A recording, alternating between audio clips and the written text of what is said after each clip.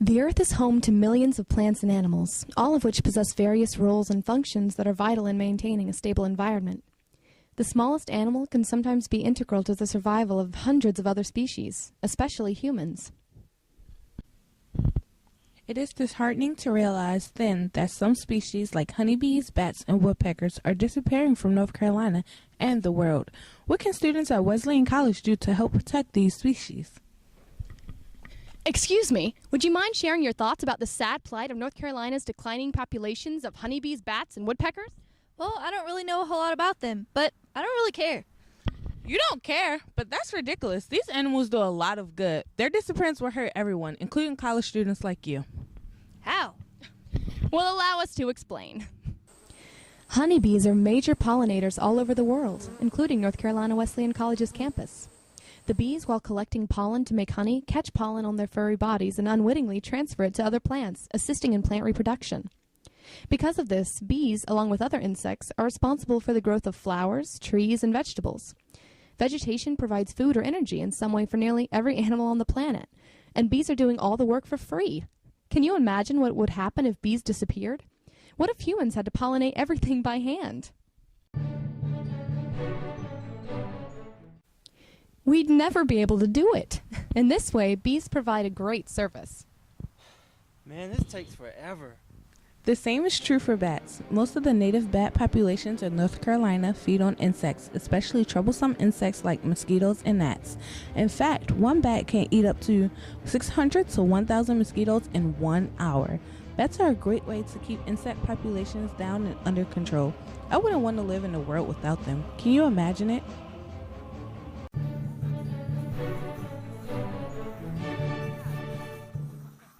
Other bats, like fruit bats, also help spread the seed of plants, increasing diversity and aiding in plant growth, and some even help pollinate, like honeybees.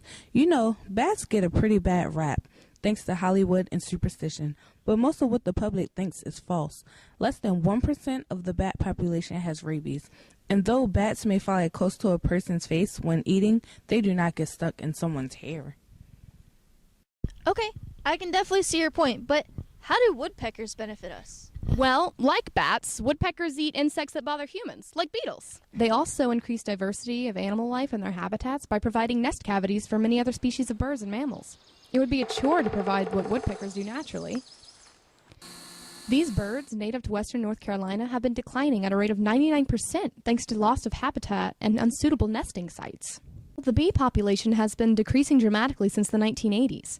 A population of 180,000 has shrunk to 100,000, a dramatic drop.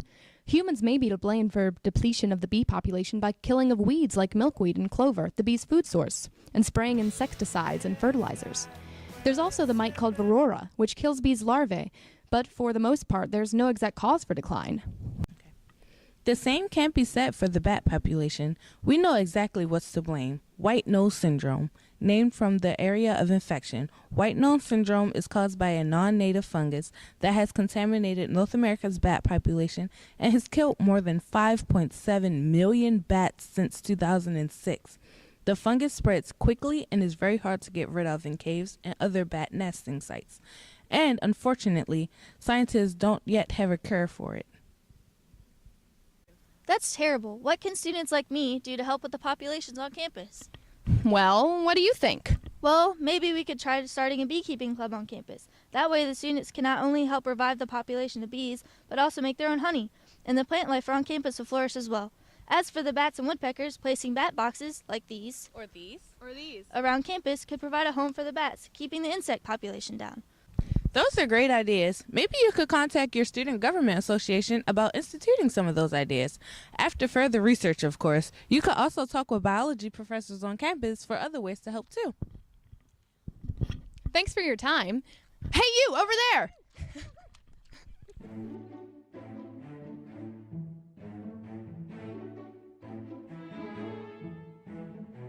That's terrible. What can students like me do to help around Wesleyan's campus? Okay, last time. Helping keep the insect population down. Okay, I'm filming. Forever.